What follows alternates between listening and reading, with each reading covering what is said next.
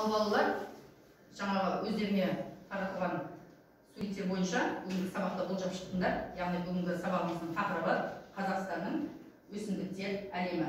Бүгінгі сабағымыздың мақсаты тақырып ұқсас ғылыми және публицистикалық стильдегі мәтіндердің тақырыбын, түрлерін, құрылымын салыстыру. Және де тұрлаулы, тұрлаусыз мүшелерді өзіндік орнын, қызметін түсініп қолдана білу болып табылады. Ендеше балалар алдыларына мәтін және де бүгінгі тапсырмалардың дискрипторлары алдыларына таратылды. Сол арқылы жұмыс жасаймыз.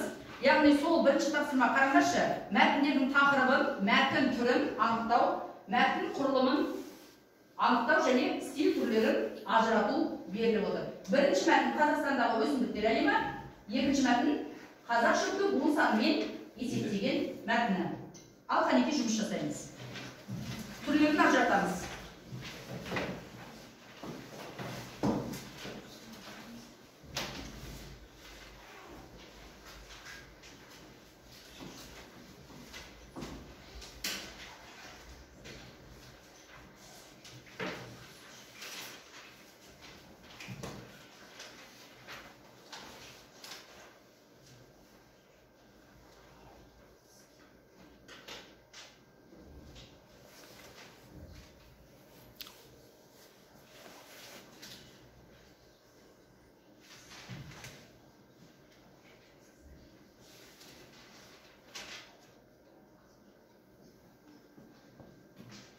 Қаны әкемнің жауап береді.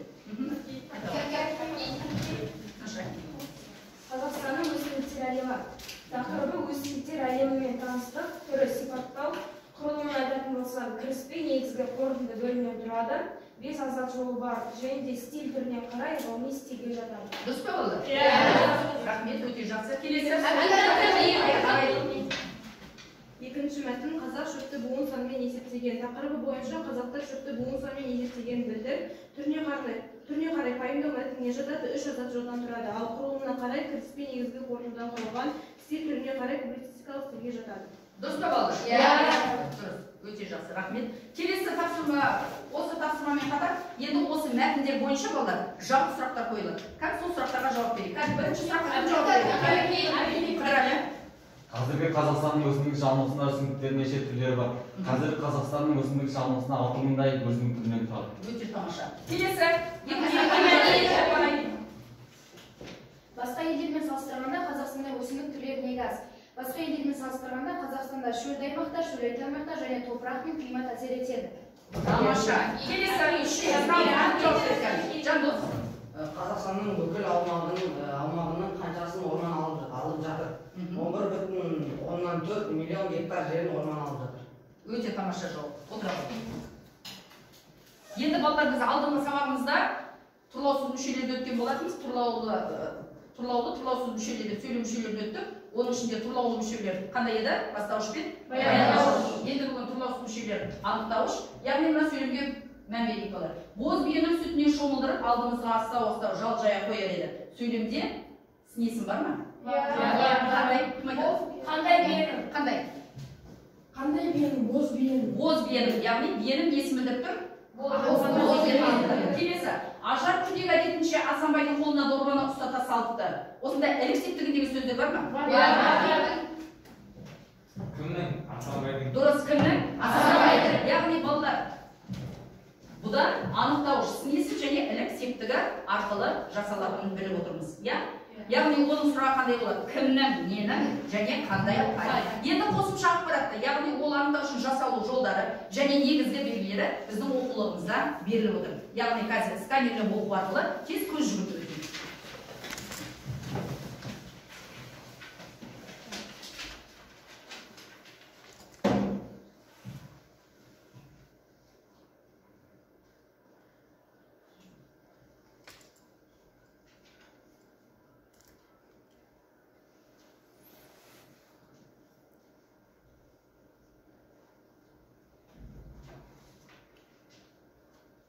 Ал болсақ балалар, мына жерде енді жұптық жұмыс орын алмақшы, жұбымызбен орындаймыз. Берілген сөйлемдерді аяқтаймыз және ішінен анықтауыштар тауып құрамына қарай не істейміз? Талдаймыз. Екі оқушы маған келсе кім келеді? Ибраим мына екеуі сіздер тақтаға жаза беріңіздер және осы түйіндерді талдайсыздар.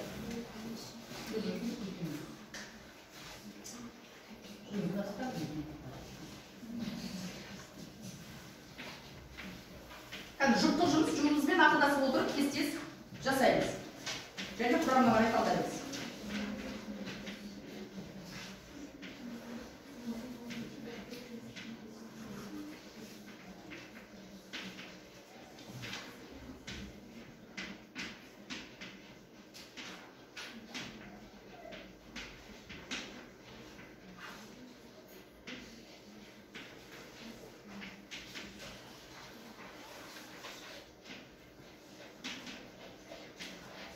Kan аяқтадық па? Бірінші сөйлемді кім оқиды кәні? Бірінші сөйлемді. Алдын бай. Кәмес шақырдың әрдемесі келдіме онысын білгені жоқ. Әйтеуір есіктен бір жас бала мен саралайып кіріп келді. Бұл жерде анықтауыш жас бала және де күрделі анықтауыш сары ала ит. Сары ала ит деген күрделі анықтауыш, яғни сары ала екеуі тіркесті. Келесі сөйлемді кім екінші?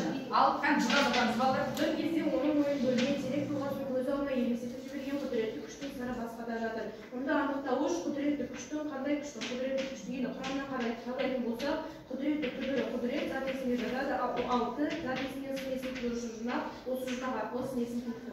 Тамаша. Келесі. Ал. Жас жігіттің дауысы аңсағанды көргенде қуанышты шықты. Қуанышты шықты, дұрыс. Осында? Осында жас жігіттің қандай? Тұрлауы ісіне. Тұрлаусыз мүше, анықтауыш, отыра ғой. Келесі сіздерге тапсырма берейін. Тапсырма, келесі оқушылар.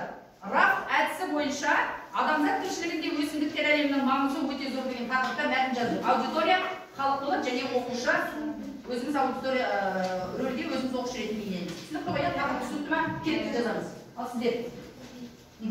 Қарлығаш пен Айгүл кезек-кезек трамвайды жүргізгеніне мәз болды. Не істеді? Мәз мейрам болды. Кімдер мәз мейрам болды? Қарлығаш пен Айгүл. Неге мәз болды? Трамвайды жүргізгеніне. Қалай жүргізді? Кезектесіп жүргізді. Тамаша, отыра ғой. Келесі. Стадионда жиналған адамдар орындарынан тұрып қол соғады. Стадионда жиналған адамдар орындарынан тұрып не істейді? Қол соғады. Осы жерде қол соғады баяндауыш. Кімдер қол соғады? Адамдар бастауыш. Қандай адамдар орындарынан тұрып қол соғады? Жиналған адамдар. Жиналған анықтауыш. Қайда жиналған адамдар орындарынан тұрып қол соғады? Стадионда пысықтауыш. Стадионда жиналған адамдар қалай қол соғады? Стадионда жиналған адамдар орындарынан тұрып пысықтауыш. Өте тамаша, отыра ғой. Сіздер де отырып, өз тапсырмаларыңызды орындай беріңіздер.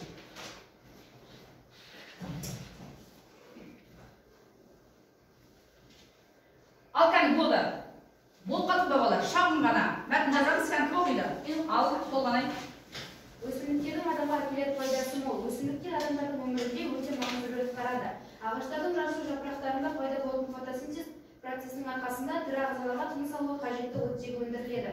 Сондықтан өсімдіктер біздің планетамыздың өкпесі деуге атауға болады. Дүние жүзінде адамнан бұрын алғаш пайда болған балдыр. Адамзат тіршілігінде өсімдіктің алатын орны ерекше. Тағы кім оқиды кәні? Кім? Аяулым. Өсімдіктер ауаны тазартады, зиянды улы газдарды жұтады, оттегіні бөліп шығарады. Сонымен қатар өсімдік адам ағзасына нәр беретін бірден-бір элемент көзі болып табылады.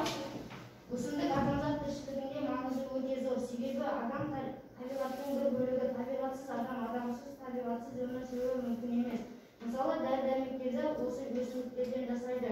Көп ғасыр бойы халық аялаған табиғат аясында көшіп тіршілік еткен. Сол себепті табиғат адам үшін ажырамас бөлік. Тамаша. Ал енді балалар, барлығымыз орындап қоян. Енді келесі тапсырмамызға көшейік. Яғни келесі тапсырмамыз